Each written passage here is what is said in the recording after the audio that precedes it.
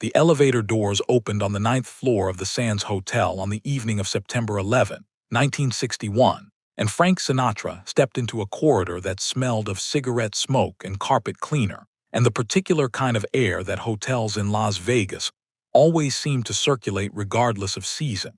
A recycled air that carried the traces of 10,000 previous conversations and celebrations and private disaster. And Frank Sinatra walked to the end of the corridor and knocked on the door of room 912, which was not his room, which was in fact the room of a man named Eddie Fontaine, who had been playing piano in the Sands Lounge for 3 years, and who had left a note for Frank Sinatra that afternoon that said only, "I need to speak with you if you have time." And Frank Sinatra had read the note and had thought about it for several hours before deciding that he did have time, that the curiosity provoked by the note's restraint was itself a kind of answer, because men who needed favors did not write notes that understated their needs so severely. And so here he was at 9 in the evening knocking on the door of room 912, while the rest of Las Vegas assembled itself for its nightly performance of excess and spectacle. Eddie Fontaine was 44 years old and had the particular physical economy of someone who had spent their adult life at a piano, the slightly rounded shoulders and the forearms that were stronger than the rest of him, and the way he held himself when standing as if he were still sitting on a bench. And he had been born in New Orleans and had come to Las Vegas in 1958 after a career that had included session work in Chicago and a brief period of something approaching recognition, when a song he had written had been recorded by 3 different artists in the same year, and he had received enough royalty income to believe for approximately 18 months that his life was about to change in a permanent way. And then the royalties had slowed, and the session calls had become less frequent, and Eddie had taken the Sands Lounge position because it paid consistently, and because Las Vegas in 1958 was a place where a musician of his abilities could find steady work without having to face the specific humiliation of a career that had peaked and was now declining, which was a humiliation Eddie was not yet ready to face directly. What Eddie Fontaine needed to speak with Frank Sinatra about was something he had learned 2 weeks earlier from a musician friend in New York, something that concerned a young composer named James Marsh, who was 26 years old and who had written a suite of songs that Eddie believed were among the finest things he had heard in 20 years of working in and around popular music. And James had been trying for 18 months to get these songs in front of someone with the power to do something with them, had sent demo recordings to every label and management office and music publisher he could identify, and had received in return the specific silence that the industry reserves for talent that does not arrive through the right channel. And Eddie had learned about James Marsh's situation through this friend in New York, and had listened to the demo recordings that his friend had mailed to him, and had sat in his room at the Sands for an entire afternoon after listening to them, trying to understand what he was feeling, which was a combination of genuine musical excitement and a kind of bittersweet recognition, because the songs James Marsh had written were the kind of songs that Eddie himself had once believed he might write. Songs with the particular quality that separates competent craft from genuine artistic vision. And Eddie was not capable of bitterness about this, because he was old enough to understand that the world contained more talent than it had channels for, but he was capable of doing something about it. Or more precisely, he was capable of trying to do something about it, which was why he had written a note to Frank Sinatra. When Frank Sinatra came through the door of room 912, Eddie was standing by the window and turned and said, "I appreciate you coming. I know your time is not a small thing." And Frank Sinatra said, "Your note had good grammar. Most notes I receive don't," and sat in the room's single armchair and looked at Eddie Fontaine with those distinctive blue eyes that had the quality of making people feel simultaneously seen and assessed. And Eddie, who had spent 3 years watching Frank Sinatra move through the Sands with the ease of someone who owned not just the room, but the concept of room, understood that he had approximately 10 minutes to say what he needed to say before Frank Sinatra's attention moved elsewhere. And so Eddie sat on the edge of the bed and told Frank Sinatra about James Marsh directly and without preamble, told him about the songs and about the 18 months of silence from the industry, and about why Eddie believed the songs were genuinely exceptional, and not just the enthusiastic assessment of someone who had listened to Demos in a particular mood. And when Eddie finished, Frank Sinatra said, You play piano in my hotel's lounge. Why are you bringing me a 26-year-old songwriter I've never heard of?" And Eddie said, "Because I've been playing piano in your hotel's lounge for 3 years, and in that time, I've heard you do things with songs that required someone to have written those songs in the first place. And James Marsh has written 5 songs that deserve to be done those things too. And the people who should be listening aren't listening. And you're the only person I know who has both the ear to understand what I'm talking about and the weight to do something about it." And Frank Sinatra looked at Eddie for a long moment and said, "Send me the recordings." And that was how it ended. Eddie gave Frank Sinatra a reel of tape, and Frank Sinatra put it in his jacket pocket and left. The recording sat on Frank Sinatra's desk in his suite for 4 days, during which time Frank Sinatra performed 2 shows a night at the Sands and attended 3 industry dinners, and had several conversations he would rather not have had, and slept poorly and ate well, and generally conducted himself as Frank Sinatra was expected to conduct himself. And then on the 5th day, a Thursday, he played the tape in the afternoon and sat completely still for the duration of all 5 songs, and then played them again, and then a third time.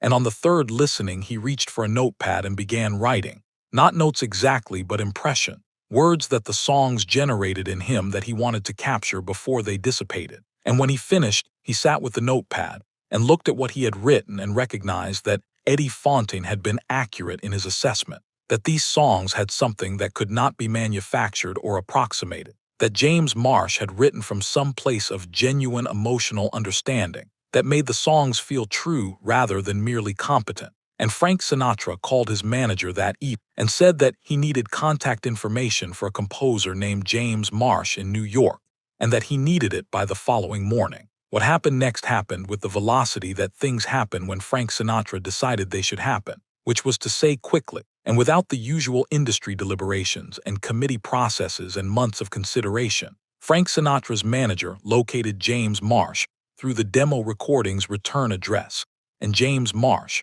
received a telephone call from Frank Sinatra's office on a Friday afternoon and was on a plane to Las Vegas by Sunday evening. And when James Marsh arrived at the Sands, he was 26 years old and had never been to Las Vegas, and had spent the 4-hour flight from New York trying to remain calm about what the telephone call might mean, while being completely unable to remain calm.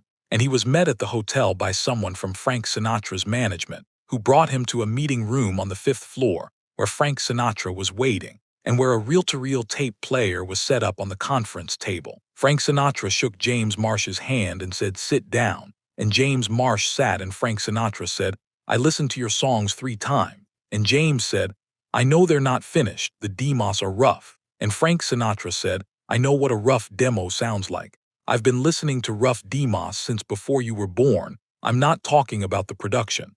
I'm talking about what's inside the production. And what's inside the production is exceptional." And James Marsh said nothing for a moment and then said, "Thank you," in a voice that was trying not to show how much those words meant. And Frank Sinatra said, "The second song, the one with the bridge that changes key, I want to record that one." And James said, "You want to record it," not as a question, but as a repetition that needed to happen before he could process what had been said. And Frank Sinatra said, "I want to record all 5 eventually, but I want to start with the second one, and I want you to come into the studio when we record it because I'll have questions about what you intended, and I'd rather ask you directly than make assumptions." And James said, "When do you want to record?" And Frank Sinatra said, 3 weeks. I'll have my arranger contact you this week." And that was essentially the entire meeting. It lasted 14 minutes by James Marsh's watch. And when James walked out of that meeting room and stood in the corridor of the Sands Hotel 5th floor, he stood there for a full minute, simply breathing before he was capable of walking to the elevator. Eddie Fontaine heard about the meeting from James Marsh the following morning, when James came to find Eddie in the lounge before the afternoon rehearsal. And James told Eddie what had happened in that conference room, and Eddie listened and nodded. And when James asked how Eddie had arranged the meeting, Eddie said, "I wrote a note to a man I'd never spoken to directly and asked him to give some of his time to someone he'd never heard of." And James said, "Why would he do that?" And Eddie said, "Because he listens. That's the thing people don't understand about him. They see everything else and miss that. They see the power and the reputation and the mythology, and they don't see that underneath all of it, He is genuinely a man who listens, who pays attention to what music is trying to do. And when you show him something that is trying to do something real, he responds to it because that's what he's always done. That's actually what all of it has always been about. And James Marsh looked at Eddie Fontaine and said, "You've been watching him for 3 years." And Eddie said, "I've been playing piano across the room from him for 3 years. And I'll tell you something I didn't expect to learn from this job, which is that the people who are genuinely great at something tend to recognize genuine greatness in others. It's the people who are only pretty good who feel threatened by it." And this conversation happened in the Sands Lounge, with the chairs still stacked on the tables from the previous night, and the cleaning crew working around them, and the afternoon light coming through the high windows.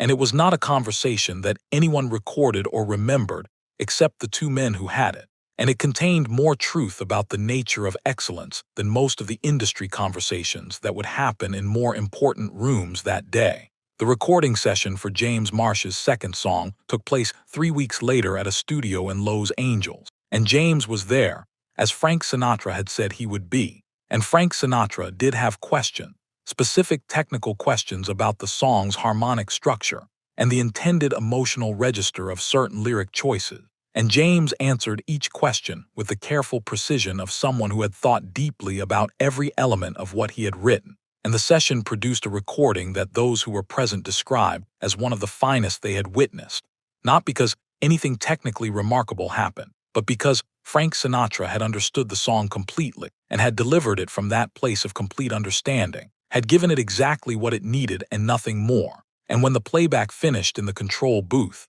there was the kind of silence that good recordings produce when everyone in the room knows they have captured something real. James Marsh went on to have the career that his talent deserved. Not immediately and not easily, but eventually. The recording with Frank Sinatra opened doors that had been closed for 18 months, and behind those doors were other recordings and other collaborations, and a career that produced work that was genuinely lasting. And when James was interviewed in later years about his beginnings, he would always mention Eddie Fontaine, would say that Eddie Fontaine had seen something in his demo recordings that the industry had not seen, and had done something about it at no benefit to himself, and at the risk of being wrong and being seen to be wrong, which is the real risk that most people are unwilling to take. And James would say that what Eddie had done was not just arrange a meeting, but demonstrate that the connections between musicians went beyond professional transaction, that the community of people who understood music at a deep level had obligations to each other that were not written in any contract, and that this demonstration had shaped how James himself operated throughout his career, had given him a model for how to exist in an industry that often reduced human beings to their commercial utility. Frank Sinatra never spoke about James Marsh's career in connection with his own role in it, which was consistent with his general practice of not discussing interventions he had made on behalf of other people. And Eddie Fontaine played piano in the Sands Lounge until 1964, when he moved back to New Orleans and opened a small music school that operated until his death in 1989. And at the school's entrance, he kept a framed copy of the original note he had written to Frank Sinatra in September of 1961, not as a memento of that specific event, but as a reminder of the principle the note represented, which was that doing something on behalf of someone who deserved it did not require you to know the outcome in advance, did not require certainty or connection or permission, required only the willingness to write the note and knock on the door and say what needed to be said, and that this willingness, practiced consistently and without expectation of return, was the closest thing to justice that the music industry ever managed to produce.